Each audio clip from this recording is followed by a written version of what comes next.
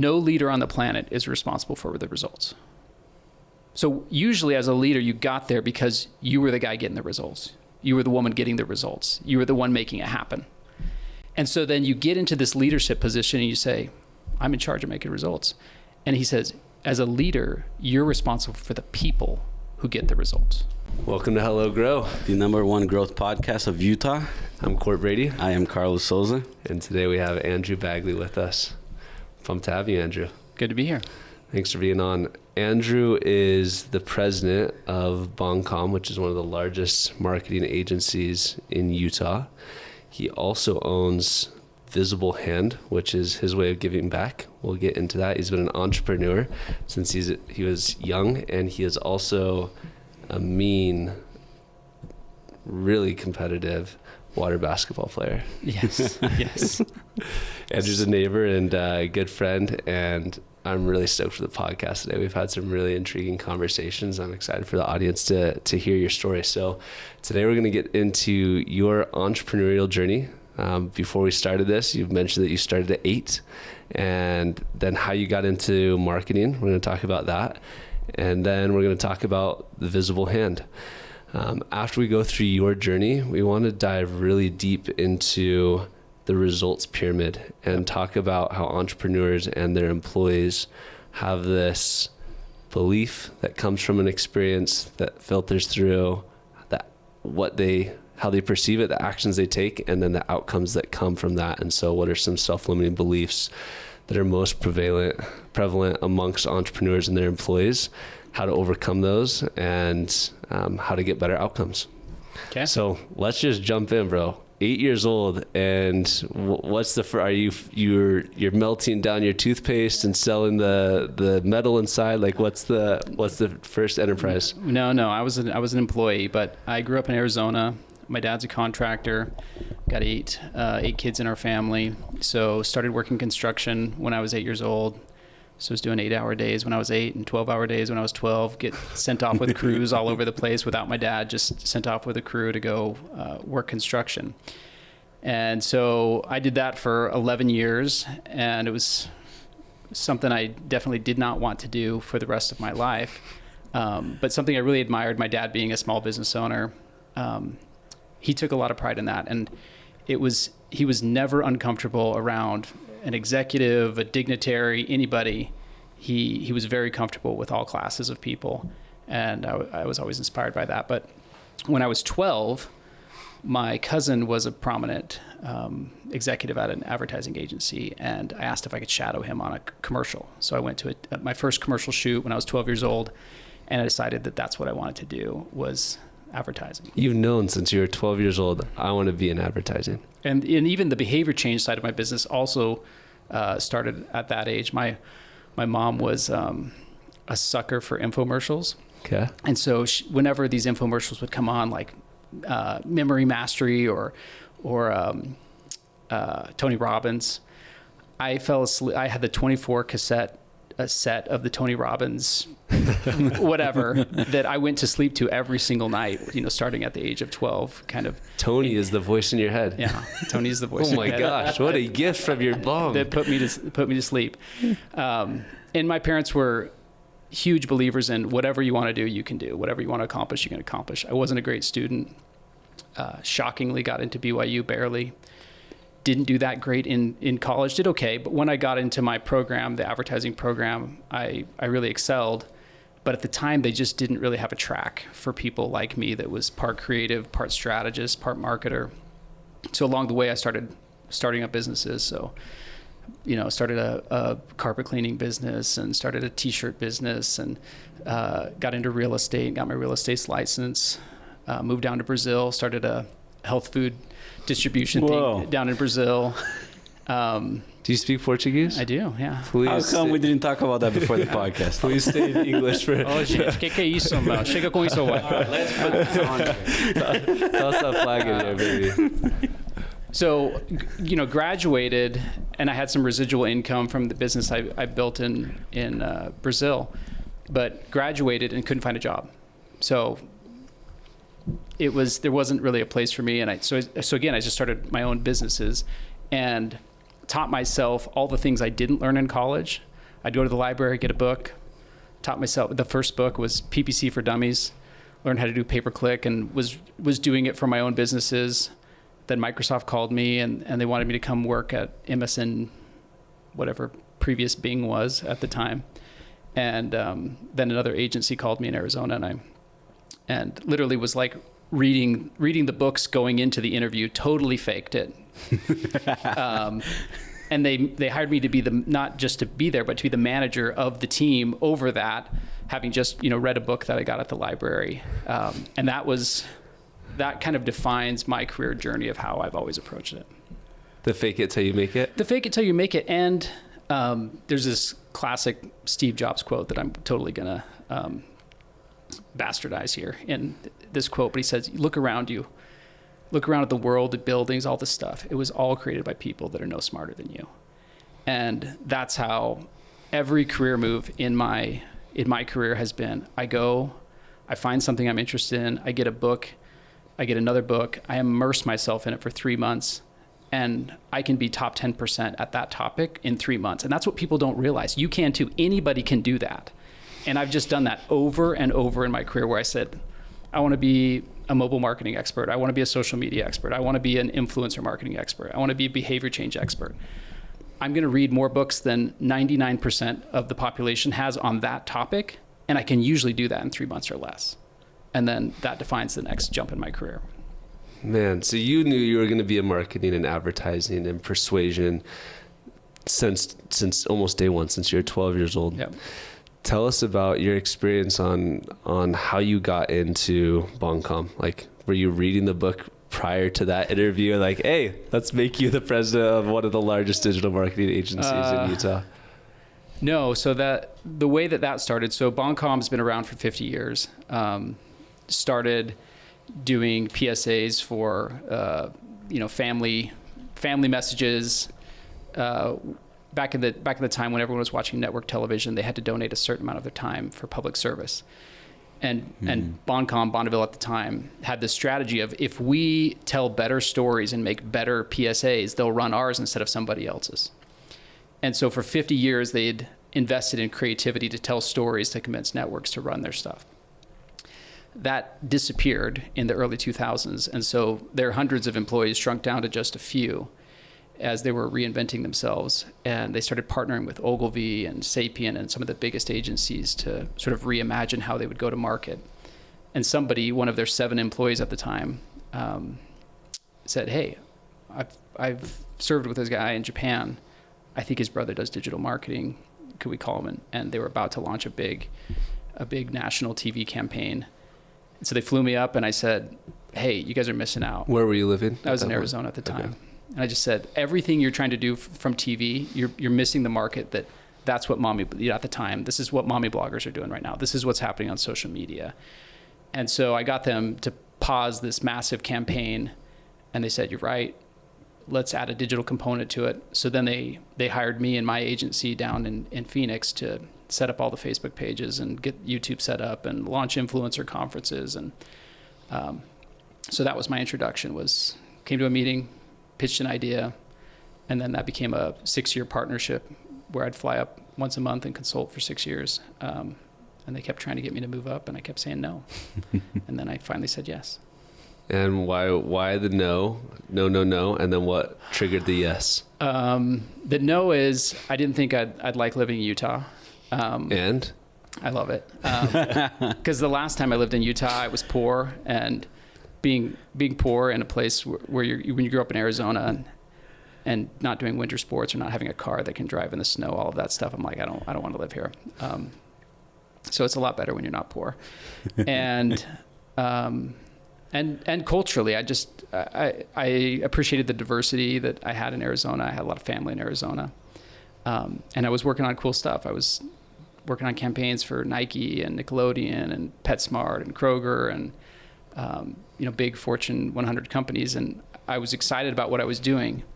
So that's why I kept saying no, because I loved my job. But then after 6 years, the previous president said, hey, I'm taking on another role. This is your last chance. You can have my job if you'll come up. And the stuff I was doing with Boncom was so important to me, so interesting to me, that the thought of not doing it anymore just was enough to push me over the edge. And at that point, what were you doing with Boncom? And what is their, so that question, then also, what is their mission? Boncom it's a communications and behavior change agency that uses creativity for good. So only do cause-based. So if it's opioid addiction or suicide prevention, wildfire prevention, civility and politics. We've done work with the UN Foundation, with the Smithsonian, a lot of works with the National Governors Association.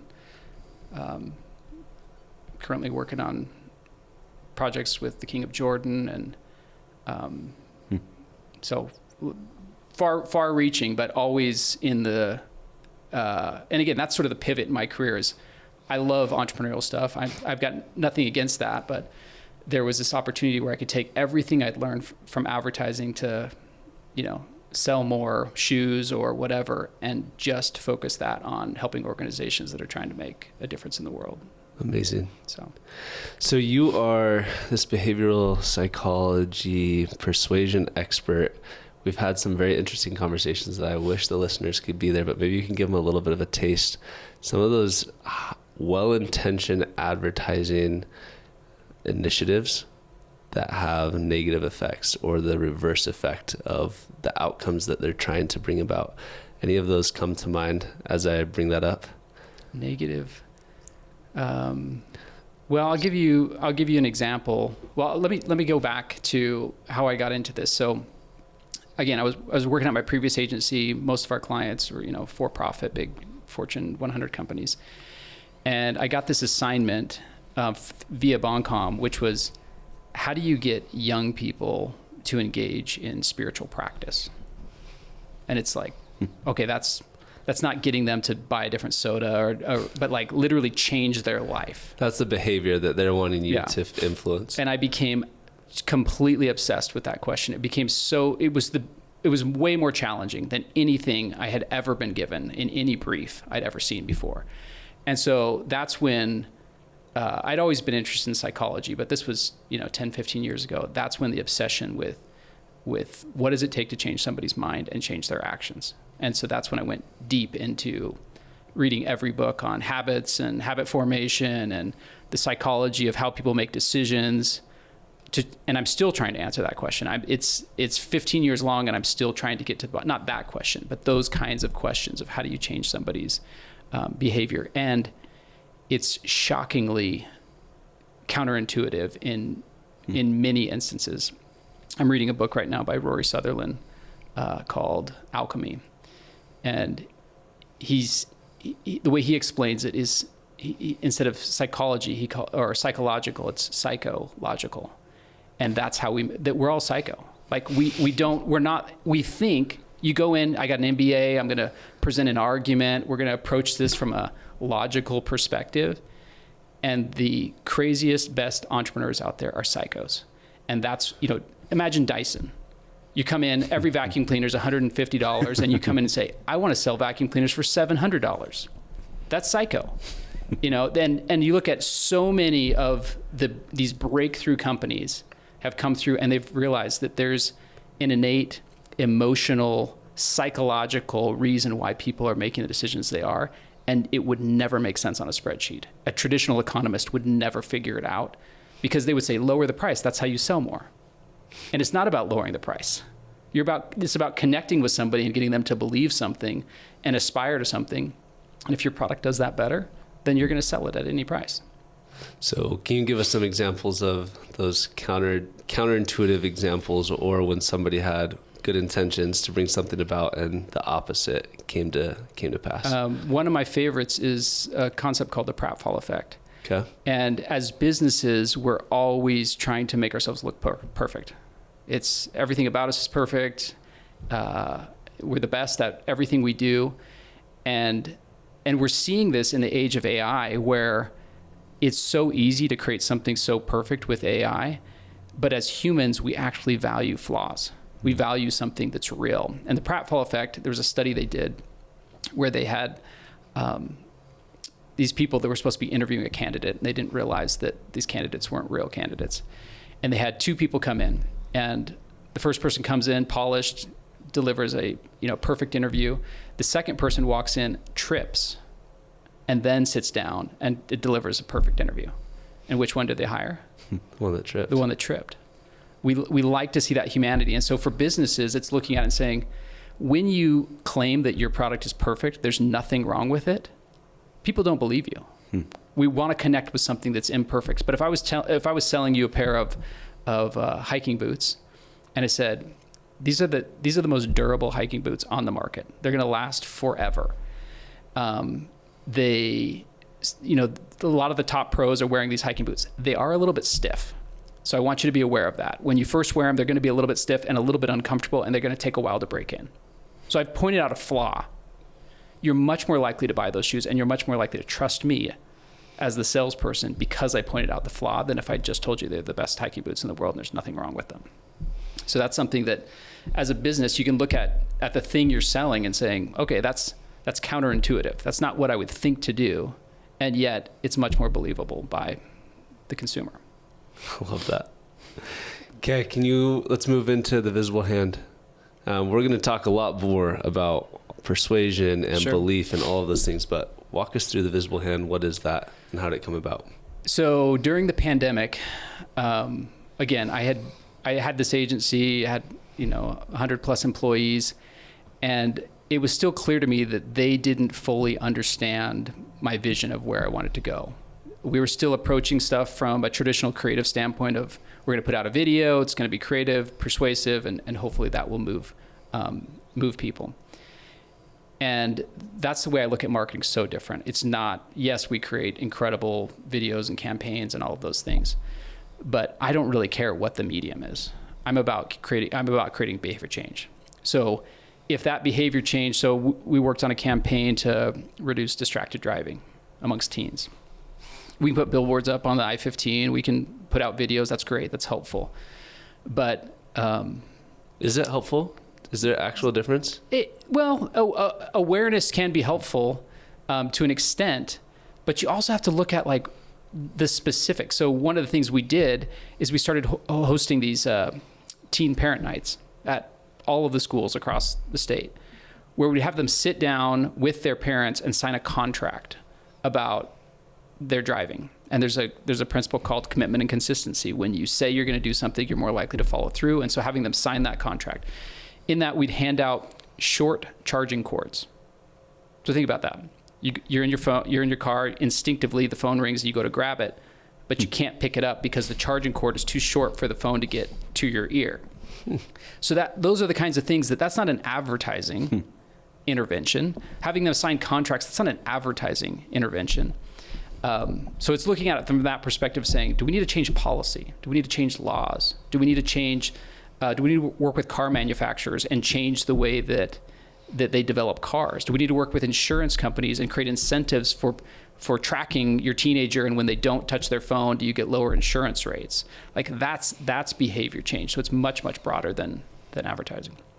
And so you were faced with this, and what brings about the visible hand? Okay, so it's during the pandemic, and I've read 1,000 books on this topic, and I'm like, I don't feel like people are getting it. So I developed a course. So I spent a year sort of putting together a simpler version of everything, all the best practices that I learned. And then I had all of my 100 plus employees get certified. So it's a 3-month-long course. And during the pandemic, I'd meet with them weekly and give them homework assignments and readings and lectures. And they all just loved it. It was like, they were kind of had their mind blown at like this other world, this other dimension of persuasion that they didn't know existed. And every time I'd graduate another cohort, they'd say, when are you going to make this available to other people? When are you going to share this more broadly? And so for the last couple years, I've been wrestling with that thought, and just got to a point in my career where I'm more interested in help, rather than me coming up with the next big campaign, it's helping the next generation apply these things. So the visible hand is my attempt at teaching some of those things and packaging them in a way that others can use them, hopefully for good. I love the name. Where does it come from? So the visible hand, it plays off of the invisible hand. And the idea is kind of like a magician that is exposing their secrets. So I'm trying to expose people that 90% of all of our decisions are made subconsciously. They're not made with thought. And I'm trying to expose all of those things that are driving that 90% of all of your decision making. And so that you can be aware, one, when you're being manipulated by some of these forces, and two, how to harness them to help persuade other people to make positive changes in their life. I love it. So you said that you're helping the upcoming future advertisers, marketers.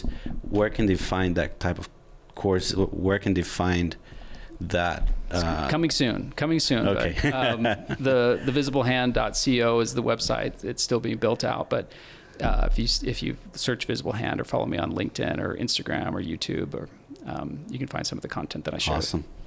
That's the perfect segue. Talking about that 90% of the subconscious that dictates our decisions.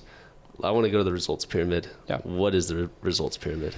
So, read a book many years ago, Change the Culture, Change the Game. And I don't remember that much from the book, but there was one framework, which is the experience pyramid, that, again, like many of you, read hundreds of books and you forget most of them. And that's one concept that I've never forgotten. It's always stuck with me. And so it's this basic framework of you've got experiences drive beliefs, beliefs drive actions, actions drive results.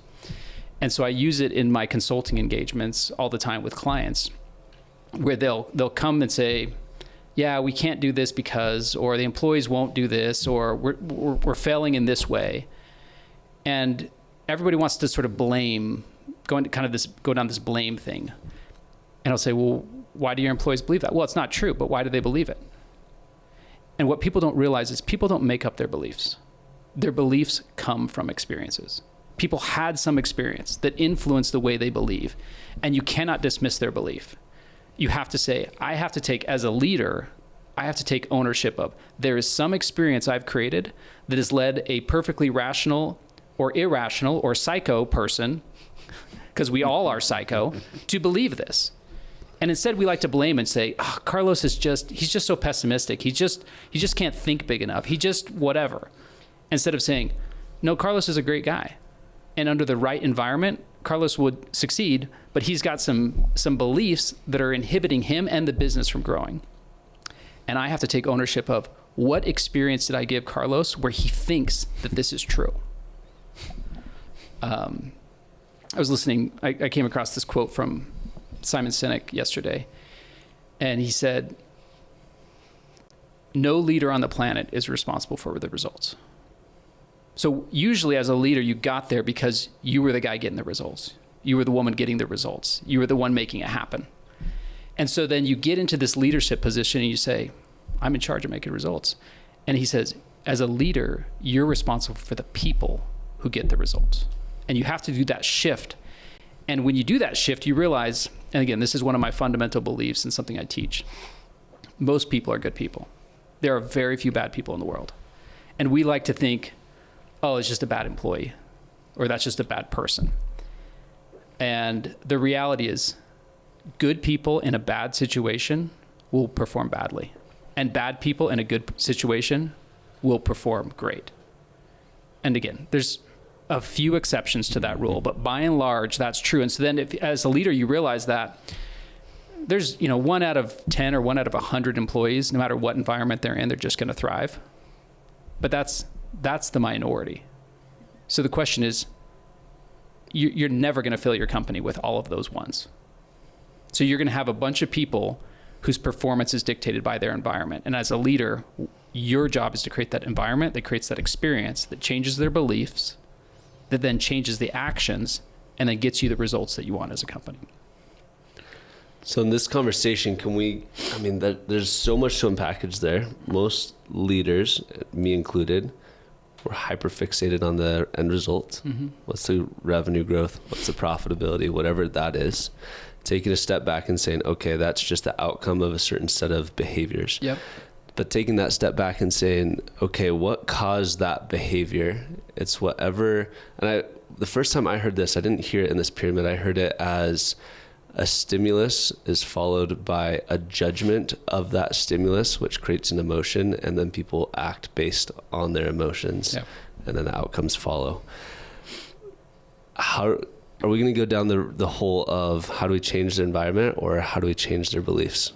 But they're both very, very connected. Where do you start? Oh, always the environment. Okay, again, this is in the course I talk about this idea of what's the fastest way to change someone's beliefs, and people go down this thing of like persuasion of I'm going to persuade you, I'm going to get you to think differently, and the reality is the fastest way to change someone's beliefs is to change their actions. And if you can get them to do something, the cognitive dissonance of doing something that is counter to your beliefs, our brains naturally want to resolve that cognitive dissonance. So I'll give you an example of that. So let's say you don't care about the environment, you don't care about green energy, you don't care about any of that stuff. But I'm trying to convince you to buy LED light bulbs. I could make all these arguments, I could try to persuade you, and you're just like, I just don't think this stuff matters. I don't believe in it. But if you go to Home Depot and the LED light bulbs are on sale, or there's a good package, or you can see that they might save you some money on your electric bill, and then you start buying LED light bulbs, then all of a sudden you start to see yourself, because the packaging's green and it's got this little earth on it, it's got all this stuff, and now you're like, oh man, these light bulbs work way better. They last longer. I don't have to replace them as often. My energy bill just went down. Man, I'm gonna replace all my light bulbs with LED light bulbs. And then you start doing that. And now you're doing that. You can't say you're not somebody who doesn't care about green things because you just bought a bunch of them. You just move forward in that. And you know this, you drive an electric car. You get someone to drive an electric car and they're like, oh wow, this is different. This is so much faster. This is so much whatever. And so all of their objections to electric cars kind of go out the window once they're driving it. So that's one of the challenges I give people is how do you get someone to do first? Don't try to convince them. Just get them to do it. And then once they do it, their own brain will try to resolve that, to remove that cognitive dissonance, to say, oh, I guess I believe different than I thought I believed. So I think, again, if I'm consulting somebody, I'm saying, what is the prevailing belief? When I first came on at Boncom, that was the first thing I did is I met with all the staff. I said, what is your prevailing belief? And they'd say, oh, I think that you can't really succeed here at Boncom if you didn't come from one of the big agencies on the coast. You'll always be looked down upon if your career was here in Utah. Okay, what experience did you have that made you feel that way or think that way? They'd say, oh, because this, and this. So then as a leader, I can say, I got to change that experience. Until I change that experience, it doesn't matter what I say to them. It's all going to be lip service, because they're going to go into a meeting and we're just going to highlight the two people in the room that have amazing bios that came from these coastal firms. And they're going to be like, oh, I guess I'm nobody because I went to a tier 2 college and I, my whole career was here and I never spent any time in New York or LA. Until you stop doing that, you're never going to convince them it's different. Or, women on the team saying, I just feel like it's a boys club and the clients will never accept a woman. Okay, what experience have you had? Oh, whenever I go to a meeting, they ask me to take notes, even if I'm more senior than the other people in the room. I feel like, so where I'm struggling is that feels like I'm giving my locus of control to somebody else, right? Like my environment has to change instead of me just gritting through and saying, I'm going to do this activity and then it's going to cause me to change. Do you know where I'm going with this? Oh, yeah. Walk me through that. Well, help my cognitive dissonance. Because again, this is the problem, Cord, is you're one of those 1 out of 100 people, one of those 1 out of 10 people that in any environment, that's how you pride of like, I grit through it, I make it happen, I force through any difficulty. And as a leader, you have to realize if you got 100 employees, the chances of there's 99 others of you in that room is never going to happen. And so you have to realize I can't build a company that's based on everybody being exactly like me. You'll never be able to scale. You'll only be able to scale to a 1-person company if you want replicas of you. You find a Carlos. Yeah, you find again. you find a handful in your company, and those would be these superstars. But you realize like how much more could I get out of my business if I could get 50% of my employees, 60% of my employees to most of the time believe and behave a different way, and then you say, why am I so focused on lip service, telling them? We spend again, 90% of our lives are made up by subconscious decisions, habits, and routines. And we spend so little time dissecting those and trying to change them and change our environment to change our results. We all want to go to the gym more. Why don't you go to the gym more? We all want to eat better. Why don't you eat better? Oh, I'll just tell you. I'll just motivate. I'll just grit through it. Or take the time to clear out your pantry, fill it full of healthy snacks. Take the time to do that. You've changed your environment. And guess what? It's so easy to eat healthy when you walk into your pantry and everything in there are healthy snacks that you like. And yet we just tell ourselves, I'm just going to ignore the candy bars every time I go in there, every single day. And as a leader, I can do that. And I'm going to expect all of my employees to ignore the candy bars every single time they walk in there. Or take the time and redesign the pantry and make it easier for everybody else to just perform at their highest level. How do you I love the concept. I'm thinking of it on this broad spectrum. Like there's a lot of environments. So I asked them how many people we have, 70 employees. And 65 of them are remote. 100% of them are remote. We're a full remote company. They're all working at their own homes with their own family in the background or whatever, in their own bedroom or in their own office. And they all have different backgrounds. When they're done with work, they go to a different environment. It seems so overwhelming. Where do we start? Well, you got to start from, if you're getting the results that you want, then you don't need to change anything. But if there's some specific result or some specific self-limiting belief, then we'd work backwards from that. So I'd have to know, what is the self-limiting belief that you're currently having? And then we'd say, why do you believe that? What are some of the most prevailing self-limiting beliefs that you've seen? Oh, I think it's different in every organization. And we can either go from like entrepreneur, self-limiting belief, or talk about mid-level or frontline employee. What's a self-limiting belief? Maybe I can give you one. Yeah. That I've had. It will be impossible for me to create a massive financial win and be an amazing husband and father and maintain my spiritual life. Okay. Self-limiting belief that I've had in my lifetime. So why do you believe that? What experience have you had that led to that belief? We're just going to go deep. Okay, let's go at it. What experience have I had? I've had the experience of, I've had the belief that being great in any capacity requires, I've seen, so maybe not experience, but media that I've consumed. I have Kobe right here, right? Mm-hmm. Probably didn't have a great relationship with his wife from the things that he did when he was, probably should pick someone that's still living that could defend themselves if they heard this podcast. But you see these people that are great in certain areas, and it feels like to me that it required the sacrifice of all else in other aspects of their lives. Yep. So those are some experiences that... Can you think of anybody else who's been wildly successful and brought their spouse along with them on that journey, and so that they're actually using their business to spend more time with their spouse rather than less? You can? You're nodding your head, Carlos? You have somebody? Well, it didn't end well, but Bill and Melinda Gates, they've worked together, and he brought her along in success. There's That's just one, but I can't drop their names here. I mean, we've got a neighbor that him and his wife work together, and there's a bunch of people I follow on social media. I can't drop their names right here, but where you see that they've, I think Tony Robbins and his wife Sage have done this, and I think there's a saying, okay, I have this belief that family life and work life are separate, and because I have that belief, I think that I can't commingle them. And so I've chosen to pursue these things separately, which has led to this result of I can either have this or I can have that. Toss spirituality in there too. You have three legs that you're trying to figure out. But if you said, what if I created an experience where these things came together? Could that coexist? Could that be true also?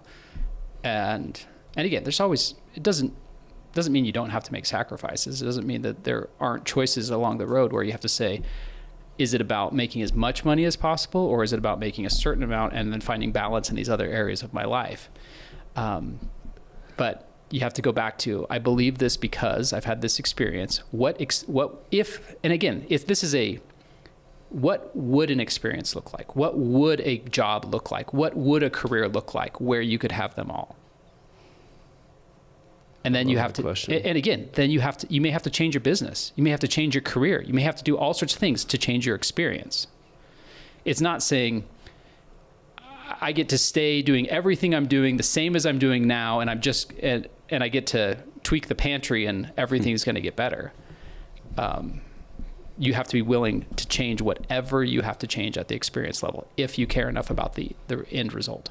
So our process that we just went through is first identifying the limiting belief, being vulnerable enough to state it, seeing if that exists in nature. Like, that was a really good question of, is there anywhere in nature where that does exist? Like, the Obamas just came to mind. They seem like they have an amazing relationship. There can't be anything more stressful than being the president of the United States. Yeah. And then saying, okay, what do I need to change about my environment? Well, there's a step in between there. First, defining what that would actually look like for me to have that wild success in career and family and spirituality, and then change my environment to suit that. So I'm hosting a conference in a month or two, and I'm inviting a bunch of top executives, high level people, and they're volunteering their time to come to this conference and be a part of it. And it's been interesting to watch some of them, and they said, can I bring my wife? So they thought to ask the question where everybody else said, well, that's inappropriate. They're paying to fly me out. They're putting me up in a hotel. I'm going to be working the whole time. That would be inappropriate to invite my wife. And yet some of them have said, I'd like to bring my wife to this. If I'm going to take time out of my day, and if I'm going to take time out of my work week to come and help you in this way, I'd like my wife to be a part of it. So they changed the experience just by believing that's possible and asking a question that's forcing me to make a decision of, am I going to let their wife come? I should say their spouse. This is a chicken or the egg question, because their belief then dictated their environment. So how do you get people to challenge their beliefs? To challenge their beliefs? To the degree to which they're willing to take action to then shape their environment to match that new belief that's going to benefit and serve them better. Yeah, again, that's the question that I've spent the last 15 years sort of. Well, we're ready for the answer. I'll tell you when I get there. There's a myriad of ways. And again, sometimes it's approaching it at the belief standpoint of helping them see something different, but it's better if you can help them experience something different to get them to believe like, oh, that's possible. So I had somebody reach out to me on one of my Instagram handles recently and said, hey, this is so cool. How could you design an environment where my husband would stop drinking or drink less? It's like, okay. And I asked the person, I said, and we haven't engaged further in this conversation, I said, is there any time in your husband's life where he didn't drink or didn't want to drink? Okay, fine. What was true about that time in their life or that place or that experience? Like if your kids struggled or rowdy and they struggled to pay attention, where's a time when they didn't? Where's a time when it was easy for them to be pensive and thoughtful and kind and respectful? What was that environment like? So find those environments where you didn't have to tell your kids, hey, you need to be reverent, you need to be quiet, you need to be whatever. They knew it. They felt it because the environment they were in naturally brought it out of them. That's so much easier. I've had lots of conversations with, I feel like my siblings see me as like, Court, you're the disciplined one. You're just the gritty one. Like, bro, you don't understand. When I go to bed at night, I put my phone in the hallway under my gym clothes, and I have forced myself, because a bet that I made with my friends that if I don't follow through, I owe them $100, that I can't go to the bathroom until I'm at the gym. So my alarm goes off. I pick up my clothes. I got to go to the bathroom. First thing, I've already shuffled through my clothes. The light's bright in my face. Bathroom's right across from where my phone was, but I have to get all the way to the gym. And now I'm already at the gym going to the bathroom like, okay, Might as well. I'm going to have my workout, even though it's 4:50 in the morning and I'm exhausted. And I'm not really that disciplined. I'm just really good and intentional about the environment that I create. I want to ask you a question about that 90% subconscious. If I just said, Andrew, I want to either get rid of half of that or all of that and have my subconscious, that voice in my head or whatever is my autopilot decision making, what are some of the most potent first steps that I could take to alter what my subconscious is telling me? To alter your subconscious. The process that I go through and when I teach other people is we first break down their day, like minute by minute. Like, what are you currently doing? So you first have to benchmark. It's just like we did with the experience pyramid. What are your current beliefs? What are your current experiences? You always have to start there. And then you go, what do you wish you believed? Or what do you wish your habits were? What do you wish you were doing? So now you can see the gap between where I am and where I want to be. And then you break down your day minute by minute and you look at, what do I do the first thing I wake up? And then you answer that question and say, do you like is that the thing you wish you were doing when you first woke up? Or do you wish you were doing something else? What do you do at lunchtime? Oh, I go into the cafeteria and I grab a sandwich. What do you wish you were doing? I wish I was networking. I wish I was going to lunch with somebody new. I wish I was doing this. Okay, so now we know the gap. And all habits are preceded by a trigger or a prompt. And so if you map them to your existing life, which is what you did, every morning, what do? You urinate. That's the trigger. Like, you wake up and you grab your phone and you go pee. And so when you link it to something you're already doing, then you say, oh, that's the trigger to do the new thing I want to do that I wish I was doing. Reprogram the trigger. Yeah. So you've got to reprogram it. And then, BJ Fogg talks a lot about this, is you've got to then flood your brain with dopamine related to the new desired behavior. So when I get out of the cold plunge, I, jump up and down and I look at the sun and I smile really big. Like, I tell my brain that was fun. I'm so excited we did that. I feel energized. I feel alive. I feel great. And so I'm programming my brain. I love that thing that's terrible, that's freezing cold. I love it. And so when you implement that new behavior, you celebrate, you figure out some way to trick your brain into saying, I love this new thing. And then you put every obstacle possible in your way to go back to the old thing, which is, I got to pay my friend $100. I got to do this. My alarm is going off in the hallway. So getting back to bed after I'm already up makes no sense. So you increase friction around everything you want to stop doing, and you decrease friction around everything you want to do. And then over time, that becomes your identity, because you are a person that cold plunges. You're a person that goes to the gym. You're a person that eats the salad instead of whatever. Yep. Because you've made it easy, just like going into your pantry and there's no candy bars and everything that is healthy and good is there. It's easy. It's easy to do the thing you want to do because you've spent the time to program it into your life. What I find really interesting is you did not talk, and I thought you were going to go here, you didn't talk anything about media consumption. You didn't say, well, what media are you consuming? What are you reading? Who are you around? What words are being said? What are you thinking? What are you thinking about? Are you journaling? That really surprises me, because most of, I feel like, the modern wisdom is saying, the loudest voices that I'm hearing are saying, oh, it's all about your mental state. What are you consuming? Yeah. You focus so much more on environment. Can you tell me why? To some extent, we have control over our environment. But again, I wouldn't discount the media side of it at all. I do a lot of work in civility in politics, getting people to come together, not because I want them not to disagree. I want people to disagree. I just want them to disagree in ways that lead us towards progress, where we can hear each other's ideas and build off of them instead of saying, you're on this side, I'm on that side. And the media that we put around ourselves is hugely influential into how you think, for sure. For sure that's true.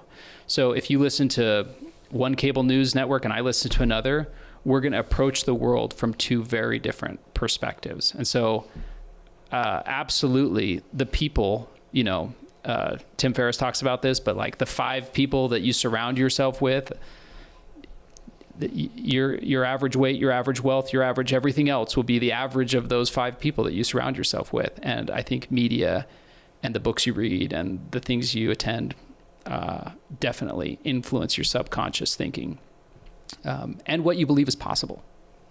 So if all your friends go to the gym every single day, guess what? It's easiest to go to the gym because that's where you're going to hang out with them. That's where you're going to see them. That's what you're going to talk about. And if they're always talking about gym stuff and you never have anything to say, then you're going to feel awkward in those conversations. And eventually you're going to find different friends. So if I want to play bigger, just surround myself with people that in my mind are playing bigger. Yep. They'll start talking about it. I'll start thinking that way. My actions will start becoming what they need to be. Yeah. And again, that's going to change your thinking patterns, but also it's going to change your behaviors. You're not going to realize that it's also the behaviors, the experiences, the environments are also changing your beliefs. It's not just the people around you. Because I'm taking different behaviors, so I'm reprogramming my mind of saying I am this person that acts in this way. Because to hang with them, you've got to go do the things they do. Yes. You got to go to the places that they go. And so all of a sudden you've changed your environment, you've changed your experience, and then unlocked a new belief system that naturally came from that. Love it. Andrew, you have talked about changing your habits and actions on a personal level. You also talked about as a leader, you changing the actions of the people you lead. As I'm sitting here and just consuming all of this information, I'm thinking that is very applicable in terms of marketing as well and selling. And I didn't hear you talk a lot about that. Is that the right assumption? Is this framework applicable when selling a product as well, sure. and positioning as a business? And so that's the first question. Is that true? And second, how do I, as a business or as an entrepreneur, provide experiences to people that I'm trying to sell before they use my services? Yeah, that's a good question. Absolutely. It 100% applies to selling. Your everything, when you're selling, again, when we communicate, I went to there was kind of a government think tank the other day with AI experts working on policy and computer scientists talking around this. And they were talking about when we communicate, we can communicate a handful of, every word is a couple of bits of data. So talking, we communicate whatever, every minute, 100 bits of data. Our brain can process like 1 million bits of data. And so we're so limited by the thing we're saying that we have to understand we're creating an experience, because if I'm selling to you, Carlos, you can take in 1 million more bits of data than I can communicate to you. So your brain is automatically looking at everything from what am I wearing, what's the room we're in, what car did I drive, how does my PowerPoint look, who are my other customers. You're taking all of that in without me saying anything. And all of that is changing your perception about who am I? What am I selling? Should I trust this person? Are they sending off signals of I can trust them? We've got mirror neurons where we're naturally wired for empathy. So am I using the same, am I mirroring your body language? Am I using the same words? Am I throwing out some Portuguese words every once in a while so that you and I connect and we say, oh, he's the same as me. We're connected, we're in sync. I'd want to do business with him. So you have to think about all of that subconscious stuff that they're processing, and you're thinking, I read the script, everything should be fine. I communicated, and you missed out on the millions of things you could have been communicating, not through words. And that process, I love how you said, the PowerPoint, what I'm wearing, what's behind me, and it's not about, kind of going back to what you said at the beginning of that connection, it's not about looking perfect, but showing who you are. How do those things go together? So you want to show a really good image and look trustworthy, and at the same time, you don't want to look too perfect. You don't want to look too good. Well, you're trying to mirror. So if I go to a business meeting and everybody's wearing suits, then I better be wearing a suit. But if the guys I'm hanging out with are wearing t-shirts, then hey, it's okay to wear a hoodie, because you're communicating through that. But again, we all like to discount it and say, oh, that stuff doesn't matter, or it doesn't matter what I wear, it doesn't matter what I say, it doesn't matter how I look. It does. It absolutely does. They've done studies where they show 2 pictures to people and they ask them which candidate is going to win, and people can pick off the picture, not knowing anything about their policy or which party. With like 70-80% accuracy, they can guess off of how they look. So then you have to realize, unfortunately, we are superficial in that way, and we make decisions in very superficial ways that nobody would ever consciously admit to. But at the subconscious level, it's happening.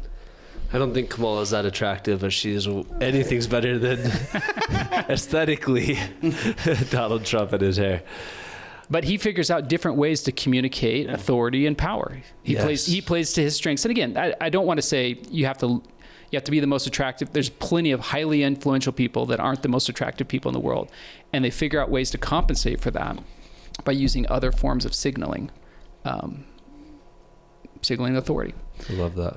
I just want to ask one more question, and I'm trying to formulate this question because you're changing a prevailing belief for me here, because I've been taught and heard that it's about standing out, and you are telling me it's about actually mirroring. Can you just tell me about the relationship between those two? This is my opinion.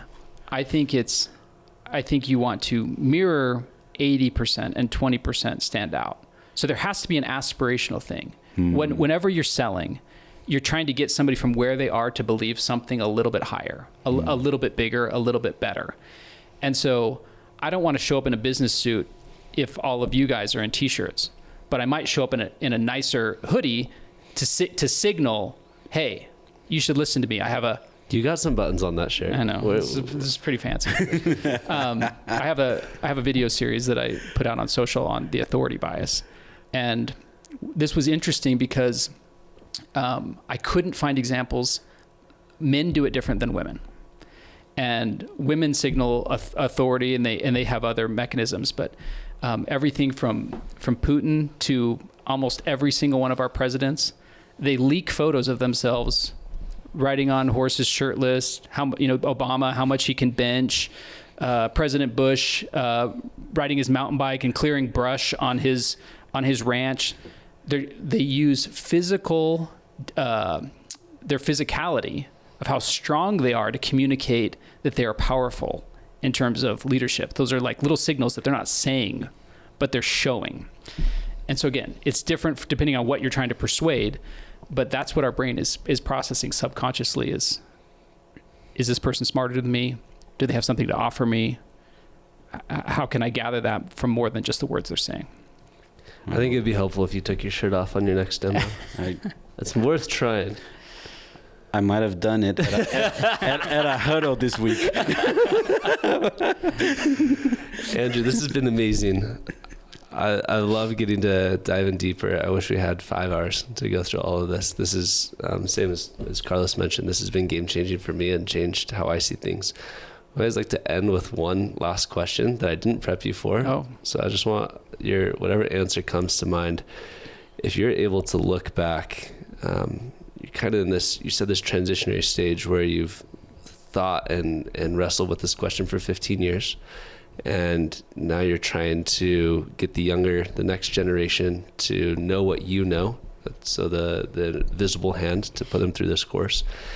If you're able to sit across from your, whatever in your 20s, 25-year-old self, what would you say? Again, I would reiterate what I've learned through my career, which is these people, and whether it's a DIY project at home or a business, the people doing the work are not smarter than you. And if you work harder, if you put more effort in, if you obsess over it, if you read, if you study, you will be better than 90%, and in many cases 99% of your peers by just putting in that extra effort. Most people are just clocking in and clocking out, doing the bare minimum. And that little extra effort, even if it's 20% more effort and I've done it through books. That's been my secret weapon is audiobooks. The habits I've made in terms of when I'm in the shower, when I'm commuting to work, when I'm working out. I'm consuming books specifically, it's deliberate practice around a topic that I want to get better at. And I'm thinking about a problem that I want to solve while I'm listening to that book, because we listen to so much and retain so little. That think about something specific that you want to change about yourself, about your business, about your career. Immerse yourself in some reading. If you like to read, if you like to listen, if you like to watch videos, and then have questions in your mind while you're doing that, and then be implementing those as you go along. And that little bit of extra effort will make all the difference in your career or your business. It's been amazing, Andrew. Can I ask a question for bonus content? Just one more question. I think it's very similar to what you're just saying now, but I was fascinated by when you said that you can get into the top 10% within 3 months in a certain topic. Mm-hmm. Can you give the audience the framework that you go through? How do you do that in 3 months? Again, I'm a big believer in curiosity over passion. So you got to follow your curiosity. So what is that thing that you're super curious about? And then you go out and you find the best book you can find on it. And then you find the next book and the next book and the next book. And along that way, I'm always trying to triangulate from different perspectives and find something unique that's different than anything I read in a book. But I'm triangulating from a bunch of smart people to create something new and interesting and innovative. But you've constantly got to be filling your brain with stimulus to react to something new. And so feeding yourself, the stuff that you guys are putting out, there's so many smart people out there that want to share, and we get sucked up in TikTok watching a bunch of garbage versus going to the great minds that have done great things, counterintuitive thinkers. And if you just take the time to delve in, again, you think about in college, you read, you got your degree in economics or whatever. How many books did you actually read about economics? 0. In college, 0, maybe 5 at the most. Signed one business book. Good to great. So business management major. You could graduate from college in a specialty having read 5 books in that specialty. How long, if you put some effort to it, how long would it take to read 5 books? 5 weeks? Yeah. So that's the pace of learning, where we've outsourced it to other people to teach us, and we'll spend 4 years in college so that we can read 5 books so that we can get a degree that says we're good at something. Or we can spend 5 weeks and quickly get up to speed. And you can do that and reinvent yourself over and over and over throughout your career. I love it. Thanks, Andrew. Yeah. Thanks for having me. That's a wrap, bro. Thank you. Thanks, Andrew.